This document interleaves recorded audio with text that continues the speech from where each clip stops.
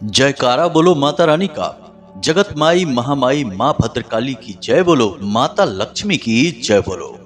तुला राशि वालों, आप सभी का बहुत बहुत स्वागत है तुला राशि भिंड यूट्यूब चैनल में। बंधुओं, दीपावली के दिन चुपचाप मंदिर में जाकर दान कर आना यह एक दिव्य चीज। इस चीज का महत्व इतना अधिक है और यह एक चीज का दान माता लक्ष्मी को इतना अधिक प्रिय है कि पुराणों में स्पष्ट वर्णन मिलता है कि इस एक चीज के दान से माता लक्ष्मी बेहद प्रसन्न होती हैं और दान करने वाले के लिए अपने सारे खजाने खोल देती हैं। जब आप इस दान को करेंगे उसके बाद आपके जीवन में बहुत सारे चमत्कारी बदलाव होने शुरू हो जाएंगे। सबसे पहला बदलाव तो यही होगा कि आपके जीवन में पैसा छप्पड़ फाड़ कर बरसेगा। हर तरफ से पैसे की आवक होगी। जहां से आप सोचते हैं वहां से तो पैसा आएगा ही आएगा। जहां आपको कोई उम्मीद तक न थी वहां से भी पैसा आना शुरू हो जाएगा। इस एक चीज का दान मंदिर में करते ही हम आपको गारंटी देते हैं कि यह दीपावली आपकी सबसे अधिक कामयाब दीपावली होगी। हम जानते हैं कि आपने अपने जीवन में सिवाय कष्ट, परेशानी के, तनाव के कुछ और नहीं देखा है। अब समय आ गया है कि जब माता लक्ष्मी की कृपा आपके जीवन में जरूर आनी ही चाहिए। आपके जीवन में धन संपत्ति, खुशियां, मानसिक शांति और पवित्र प्रेम को निश्चित तौर पर आना ही चाहिए। कहने का मतलब यह है कि आपके जीवन में चल रहे कष्ट, परेशानियों का अब अंत होना ही चाहिए। और इस कार्य को करने के लिए दीपावली का यह जो दिव्य दान है यह सर्वोत्तम समाधान है।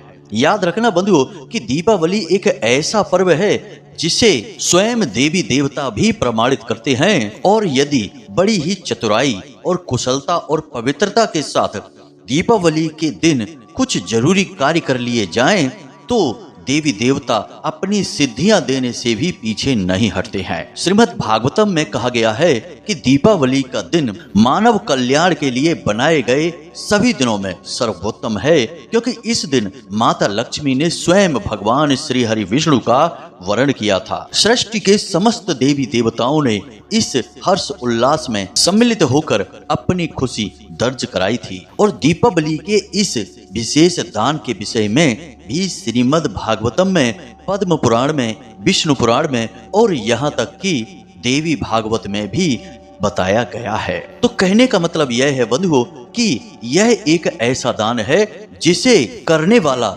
चाहे कैसा भी व्यक्ति हो, अपने जीवन में किसी भी स्थान पर हो, चाहे वह गरीब हो, अमीर हो, भिखारी ही क्यों ना हो, उसे भी माता लक्ष्मी की सर्वोत्तम कृपा प्राप्त हो जाती है।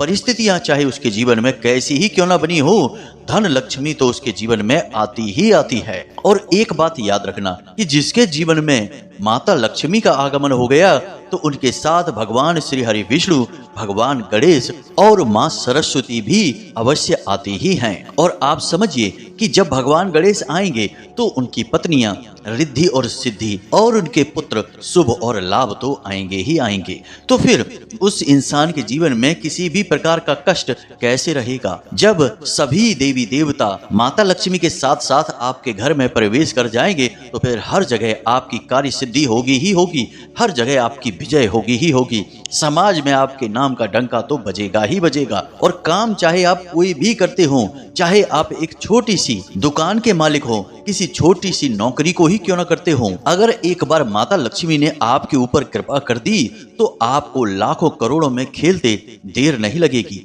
ऐसे हजारों उदाहरण आप अपने आसपास आज के समय में देखते होंगे कि लोग जरा सी चाय की एक छोटी सी दुकान शुरू करके लाखों करोड़ों रुपए कमाने लग जाते हैं। छोटे से छोटे काम को करने वाले भी आज के समय में करोड़पति बन बैठे हैं। बस कहीं ना कहीं से किसी न किसी प्रकार से उनके ऊपर माता रानी की कृपा आ रही है। इसलिए अब हर एक व्यक्ति यह नहीं कर सकता, हर चाय बेचने वाला व्यक्ति करोड़पति नहीं हो सकता, हर रेड़ी लगाने वाला व्यक्ति करोड़ों में नहीं खेल सकता, बड़े व्यापार का मालिक नहीं बन सकता है। अगर माता रानी की कृपा होगी तभी यह हो सकता है। तो बस आज का यह जो कार्यक्रम है ना, यह 100% गारंटी के साथ हम कहते हैं कि जीवन में आपके चमत्कारी बदलाव लेकर आएगा ही आएगा। अब एक और खास बात बंधुओं, हमने यह कार्यक्रम बहुत गहरे अध्ययनों से, ज्योतिषीय आंकलनों से और माता रानी की विशेष अनुभूतियों के आधार पर आपके लिए तैयार किया है।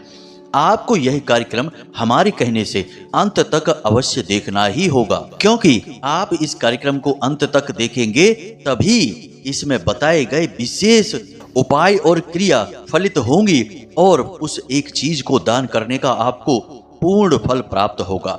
लोग कहते हैं गुरुजी आप सीधे सीधे उसी चीज के बारे में बता दिया करिए, इतना लंबा वीडियो क्यों बनाते हैं। हमें समझ में नहीं आता है कि लोगों को हमेशा ज्ञान हासिल करने में जल्दबाजी क्यों रहती है। एक तरफ तो आपको अपने सारे कष्टों से मुक्ति चाहिए, जीवन में सुख और आनंद चाहिए, और दूसरी तरफ जब आपको कोई ऐसी गहरी बातें बता रहा होता है तो आपको उसमें दिलचस्पी नहीं है।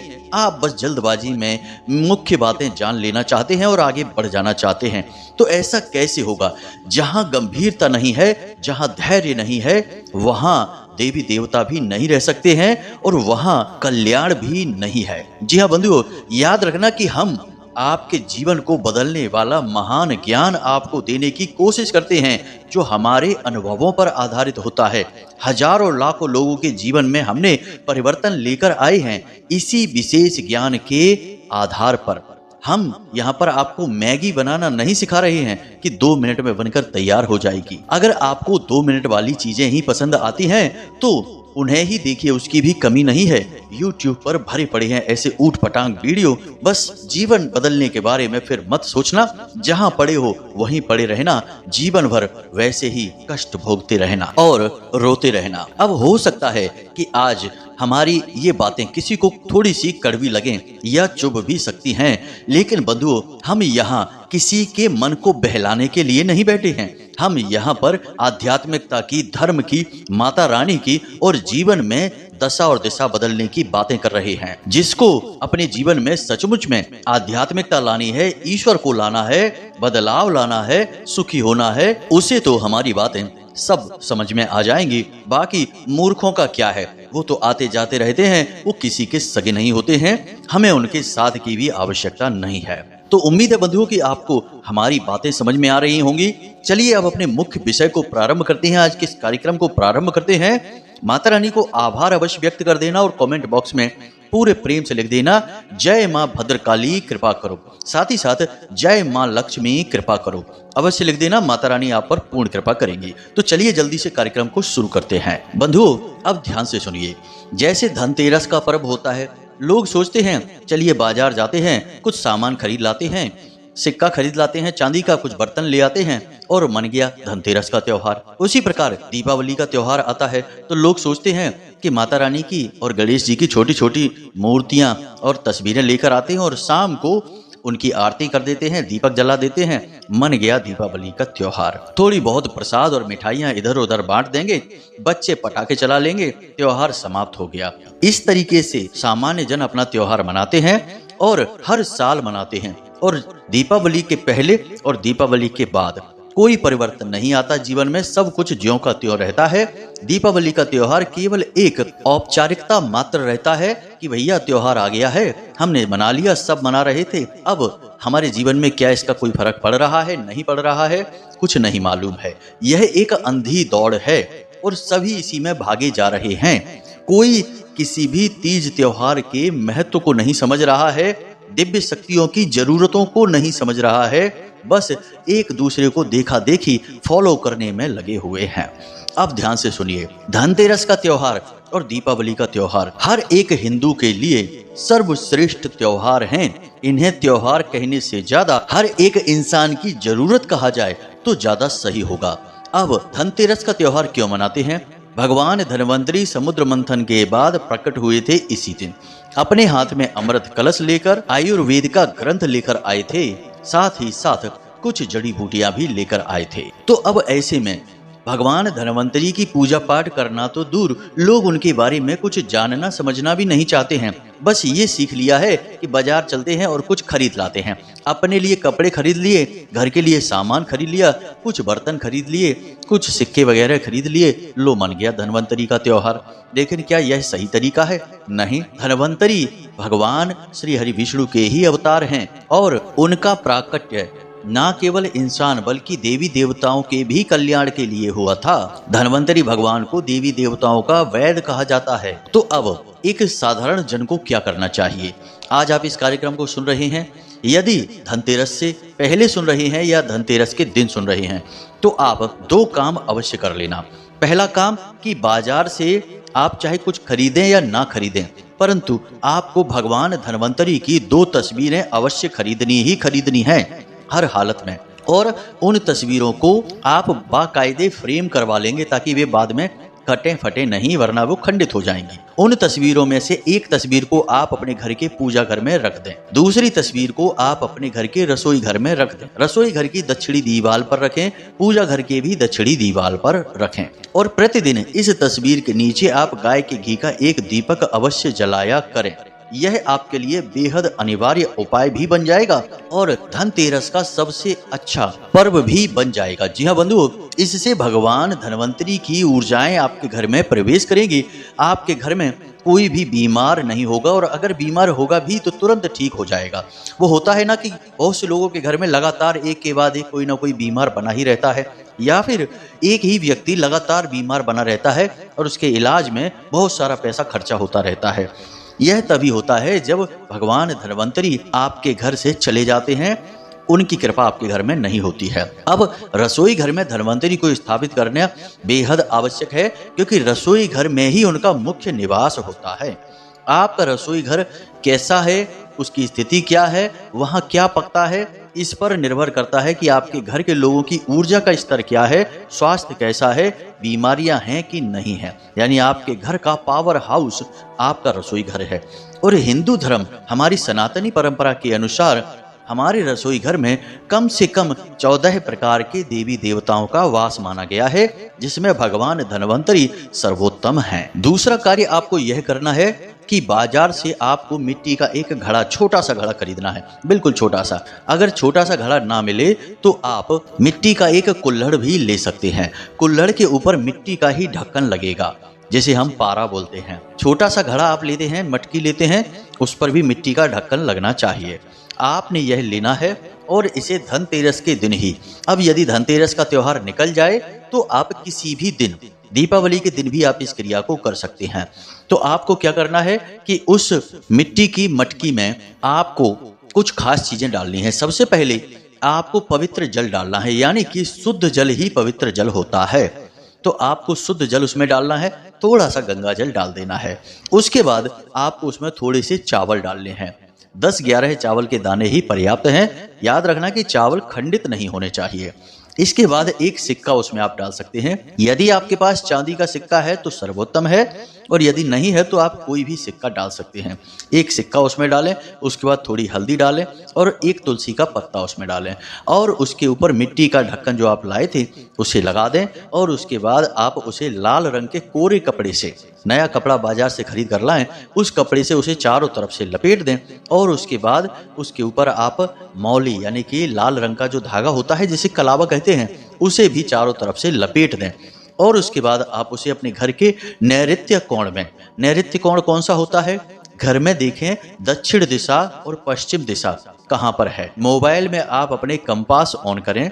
अगर कंपास नहीं है तो आप मोबाइल में डाउनलोड कर लें कोई भी कंपास ऐप, जिससे आपको यह पता चल जाएगा कि सटीक पश्चिम दिशा कहाँ है, सटीक दक्षिण दिशा कहाँ है। दिशाओं में अक्सर लोग गलतियां कर जाते हैं क्योंकि मकान थोड़े तिरछे होते हैं। आप छत पर भी जाकर देखेंगे तो देखेंगे कि आपके घर में सूर्य देवता थोड़े से कोने पर निकलते हैं, वही पूर्व दिशा है। तो आपने ठीक पश्चिम दिशा और दक्षिण दिशा के बीचों बीच बनने वाले कोने को नैऋत्य कोण कहा जाता है। नैऋति यानी कि माता लक्ष्मी, उन्हीं का दूसरा नाम है और उन्हीं के लिए यह कोना बना हुआ है। आपको नैऋत्य कोण में इस पात्र को मिट्टी के नीचे दबा देना है। अब यदि आपका घर कच्चा है तब तो अच्छी बात है, आप आराम से इसे दबा देंगे, एक गड्ढा खोदेंगे और वहां पर इसे दबा देंगे। अब यदि आपका घर कच्चा नहीं है या आप दूसरी मंजिल पर रहते हैं तो टेंशन की बात नहीं है, बाजार से एक गमला लेकर आइए। गमला प्लास्टिक का नहीं होना चाहिए, सीमेंट वगैरह का होना चाहिए। उस गमले में आप ताजी मिट्टी भरिए और उसके बाद आप उस मिट्टी में इसे दबा दीजिए। इस कुल्हड़ को या छोटा मटका आपने लिया, छोटी मटकी ली है, इसे आप उसमें दबा दीजिए और ऊपर से भी मिट्टी डालकर अच्छी तरह से ढक देना है। अब उसमें आपको कुछ भी बोना नहीं है, बस उसे खाली रखना है, खाली मटका, खाली गमला रखना है और उसे आप उसी नैऋत्य कोण में ठीक बीचों बीच रखते हैं। उसके साथ कोई छेड़छाड़ नहीं करनी है, कोई पूजा पाठ नहीं करना है, कुछ भी नहीं करना है। यह असल में स्थापना है। सबसे पहली स्थापना शुक्र देव की है, क्योंकि जो कच्ची मिट्टी होती है वह शुक्र का सूचक होती है। दूसरी स्थापना मंगल की है, यानी कि जो आपने मटकी या कुल्हड़ लिया है तो पकी हुई मिट्टी जो होती है वह मंगल का सूचक होती है। इसी के साथ जल जो देवता हैं वो आपके धन आगमन के सूचक होते हैं। उसी के साथ साथ चावल है, सिक्का है, तुलसी माता है, गंगा जल है, ये सारी पवित्र ऊर्जाएं हैं और ये सारी ऊर्जाएं माता लक्ष्मी की सूचक हैं। हल्दी भी आपने डाली है, माता लक्ष्मी को आकर्षित करने का काम करती हैं। हम भूल गए आपको बताना कि इसमें आपको एक इलायची भी डालनी है। अब आपने ये सारी चीज़ें डाली, ये सारी चीज़ें माता लक्ष्मी के स्थापन के लिए, यानी आपने अपने घर में शुक्र की स्थापना की है, माता लक्ष्मी की स्थापना कर ली है और यह बहुत आवश्यक है। लोग अक्सर यह कहते हैं कि गुरुजी हम पैसा तो कमा लेते हैं लेकिन पैसा रुकता नहीं है घर में, एक हाथ आता है और दूसरे हाथ निकल जाता है, कितनी ही कोशिश करें पैसा बचता ही नहीं है। तो ऐसे लोगों के लिए यह बहुत अच्छा समाधान है। पैसा आएगा भी और आपके घर में रुकेगा भी। आप अगर खर्च कर भी देंगे तो फिर कहीं ना कहीं से आने की व्यवस्था बन जाएगी। इसी के साथ साथ कुछ लोग यह कहते हैं कि गुरुजी हमारा काम धंधा व्यापार लगातार धीमा होता चला जा रहा है, व्यापार लगातार डूबता चला जा रहा है। ऐसे लोगों के लिए भी यह अच्छा उपाय है, क्योंकि आपने अपने घर में माता लक्ष्मी की स्थापना कर दी है और जब आपने यह कर दिया तो माता लक्ष्मी तो आएगी ही आएगी। आमदनी आप देखेंगे कि दूसरे दिन से ही आपकी बढ़नी शुरू हो जाएगी। यह बहुत ही शक्तिशाली उपाय क्रिया है, इसे आप जरूर कर लेना और दीपावली के दिन तो हर हालत में कर ही लेना, चूकना मत बंधुओं। हम आपको बता रहे हैं ये क्रियाएं सचमुच में कार्य करती हैं, सैकड़ों हजारों लोगों पर कार्य करी हैं, तभी आपको हम बता रहे हैं। दूसरा कि अगर आप दीपावली का दिन चूक जाते हैं तो उसके बाद फिर पूरा 1 साल लगेगा आपको फिर से इस क्रिया को करने में, यानी कि बहुत लंबा इंतजार आपको करना पड़ेगा। अब ध्यान से सुनिए, हम आपको बताने जा रहे हैं इस एक चीज के विषय में जिसे आपको दीपावली के दिन मंदिर में जाकर दान अवश्य कर ही देना चाहिए। इससे माता लक्ष्मी की स्पष्ट कृपा आपके जीवन में आएगी ही आएगी। तो ध्यान से सुनिए, माता रानी के किसी भी मंदिर में यदि कोई इंसान छत्र का दान करता है तो उसके जीवन में 100% माता की कृपा आती ही आती है। इसी प्रकार श्रृंगार का सामान जैसे लाल हरी चूड़ियां, साड़ी, सिंदूर, कुमकुम, बिंदी, जो भी कुछ आप पर बन पड़ता है, यह श्रृंगार का सामान आप अवश्य दीपावली के दिन मंदिर में दान कर ही देना।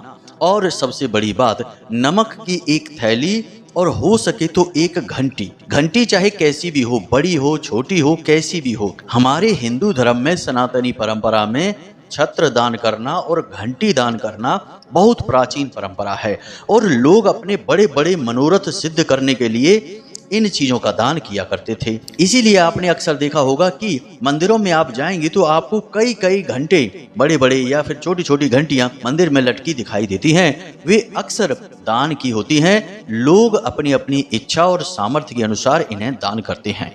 तो आपको क्या करना है, ध्यान से समझिए।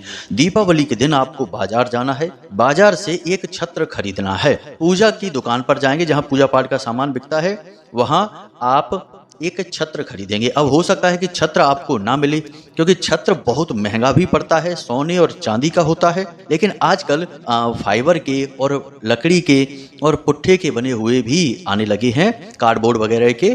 तो अगर आपको मिल जाता है तो सर्वोत्तम है, और यदि नहीं मिलता है तो आप एक छोटा सा सिंहासन खरीदें जिसके ऊपर छत्र बनाया गया हो। बहुत से ऐसे सिंहासन आते हैं जिन पर की छत्र बनाया जाता है।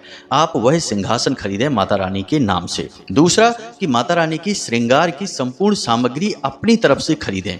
आप बाजार में जो बना हुआ पैकेट आता है उसे ना खरीदें, उसमें घटिया क्वालिटी की चीज़ें होती हैं।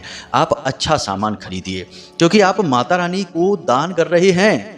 जिनके लिए पूरी दुनिया तरस रही है, आप उन्हें कुछ देने की कोशिश कर रहे हैं, तो कम से कम आप ऐसा तो दीजिए जिसे आप स्वयं भी प्रयोग कर सकें। सिंदूर अच्छी क्वालिटी का रखना है, चूड़ियाँ अच्छी वाली रखनी है, साड़ी अच्छी रखनी है। चुनरी दान मत करिए, चुनरी जरा सी 2-5 रुपए की आप दान कर देंगे, यह ठीक नहीं है। क्या आप उस चुनरी को अपने पास रखेंगे? कोई भी नहीं रखेगा। फिर आप ऐसी चीज भगवान को दान क्यों करते हैं? हमने कई बार ऐसा देखा कि बहुत से लोग अखंड ज्योति जलाते हैं और उसमें 200 रुपए वाला, 200 रुपए किलो वाला घी लाकर जलाते हैं, और उस घी के डिब्बे पर ही लिखा रहता है कि यह खाने के लिए नहीं है, केवल दीपक जलाने के लिए है। तो आप समझिए कि जिस घी को आप नहीं खा सकते, उस घी से आप अपनी अखंड ज्योति जला रहे हैं। कितना बड़ा पाप कर रहे हैं। इससे तो अच्छा आप तिल का तेल जला लीजिए या सरसों के तेल से जला लीजिए। ऐसा मूर्खतापूर्ण कार्य कभी नहीं करना चाहिए। भगवान को हम वह दें जो हमारी नज़र में हमारी क्षमताओं के अनुसार श्रेष्ठ हो। फिर भगवान से हम वो मांगें जो कि भगवान की तरफ से श्रेष्ठ हो। हम भगवान को अपनी तरफ से घटिया चीजें देंगे तो भगवान भी तो हमें फिर वैसा ही देंगे। यह तो प्रकृति का विधान है कि हम जो देते हैं वही हमें मिलता है। तो आप थोड़ी सी अपने मन पर मजबूती करिए। त्योहार के समय पर वैसे भी बहुत सारी फिजूल खर्चियां होती ही हैं, आप इसको भी करके अवश्य देखिए। यह फिजूल खर्ची नहीं है, यह आपका सर्वोत्तम खर्चा होगा। आपने एक सिंहासन लेना है, माता रानी की श्रृंगार का सामान लेना है, अच्छा सामान लेना है, अपनी क्षमता के अनुसार जो आपको अच्छा लगे वह लेना है, और इसी के साथ नमक की एक थैली लेनी है, और एक घंटी छोटी सी आप ले लें जिसे आप मंदिर में ही टांग सकें, और वह घंटी अक्सर बजे ऐसे स्थान पर आप टांगे। बस इतना सा आपको सामान लेना है, और इसे आप दीपावली के दिन पूरे भाव के साथ मंदिर में दान कर आइए। याद रखना बंधुओं कि यह दान बहुत ही शक्तिशाली दान है। छत्र क्या है? माता रानी के सिर के ऊपर की गई छाया है, इसी को तो छत्र कहते हैं। इसी के साथ साथ घंटी क्या है? माता रानी के आवाहन और स्वागत में बजाई गई घंटी है। और नमक स्वयं माता लक्ष्मी का स्वरूप है, माता लक्ष्मी का साक्षात स्वरूप माना जाता है। इसीलिए हमारे सनातनी परंपरा में कहा जाता है कि नमक कभी किसी को मांगने से भी नहीं दिया जाता है, देना भी नहीं चाहिए, वरना आपकी लक्ष्मी आपसे रूठ कर चली जाती है। तो नमक का दान हो गया। और माता रानी के श्रृंगार का, जब आप दीपावली पर अपने लिए नए वस्त्र खरीदेंगे, अपने बच्चों के लिए नए वस्त्र खरीदेंगे, तो माता रानी को क्यों नहीं नए वस्त्र? तो आप माता रानी को श्रृंगार भी दे रहे हैं। बस यहाँ से आपका भाव 100% प्रकट होता है। देवी देवताओं को आपसे कुछ भी नहीं चाहिए, बस वे आपके भाव और आपके क्रियाकलापों को देख रहे हैं, आपके कर्मों को देख रहे हैं। आप क्या कर रहे हैं इस पर उनकी नजर है, कैसे कर रहे हैं वे इसे भी जानते हैं, क्योंकि वे अंतर्यामी हैं। और जब आपका भाव सर्वोत्तम है तो फिर भगवान अपने दरवाजे तुरंत खोल देते हैं, माता रानी अपना भंडारा तुरंत खोल देती हैं, और फिर जीवन में आती है सदगति। और जब माता रानी प्रवेश करती है जीवन में, तो कई बार हमने ऐसा देखा है कि किसी एक व्यक्ति के द्वारा किए गए पुण्य कर्म आगे कई पीढ़ियों तक चले जाते हैं। जी हाँ बंधु, हमारे यहाँ एक देसी कहावत ऐसी कही जाती है कि बाढ़े पूत पिता के धर्मा, यानी कि पिता ने जो धर्म किया उसके धर्म के प्रभाव से उसके बच्चों तक का लालन पालन हो जाता है। तो आप जो कार्य आज करेंगे और माता रानी की कृपा को मेहनत करके अपने जीवन में लेकर आएंगे, वह आपकी कई पीढ़ियों तक जा सकती है। तो देवी देवता वैसे इतनी आसानी से किसी पर कृपा करते नहीं हैं, लेकिन एक बार जब कृपा करनी शुरू हो गई तो फिर जीवन पर्यंत माता रानी की छाया में ही आपका गुजरेगा, और आपकी आने वाली पीढ़ियां भी सुधर जाएंगी, उनका भी जीवन सुखमयी हो जाएगा। जी हाँ बंधु, हमने सारी बातें आपको स्पष्ट तौर पर विस्तार से समझाकर बताई हैं। अब बाकी जो आप नियमित पूजा पाठ अपना करेंगे उसे तो आप करते ही रहिए, सभी लोग करेंगे। आपने भी पिछले कई दिवालियों में पूजा पाठ की है ही, तो बस वैसे ही कर डालना। बस ये जो 2 काम आपने नहीं किए हैं पिछली दिवालियों में, उसे आप इस दिवाली पर कर डालिए, और फिर देखिए कि यह दिवाली आपके जीवन में कैसे बदलाव लेकर आती है। लिख कर रख लेना हमारी बात, आपका जीवन 100% बदलेगा ही बदलेगा। जी हाँ बंधुओं, तो उम्मीद है कि सारी बातें आपको समझ में आ गई हैं। कुछ यदि हमारी बातें आपको अच्छी न लगी हो, थोड़ी चुभ गई हो, तो इसके लिए हम आपसे क्षमा प्रार्थी हैं। हम आपके दिल को नहीं दुखाना चाहते, हम तो केवल आपके हृदय में बैठे हुए जो थोड़े बहुत दोष हैं उन्हें मिटाने के लिए थोड़ी सी सख्ती दिखाते हैं। तो चलिए बंधु, आज के इस कार्यक्रम को यहीं पर समाप्त करते हैं। हमेशा हंसते रहिए, मुस्कुराते रहिए, सकारात्मक रहिए और भगवान के दरबार में, मंदिर में दिन में एक बार तो हो आइए, क्योंकि आपका उद्धार भी वहीं से होना है। चलिए मिलते हैं अगले ज्ञानवर्धक कार्यक्रम में। प्रेम से बोलिए जय माई की, जय मां भद्रकाली। माता रानी आपका कल्याण करेंगी। धन्यवाद।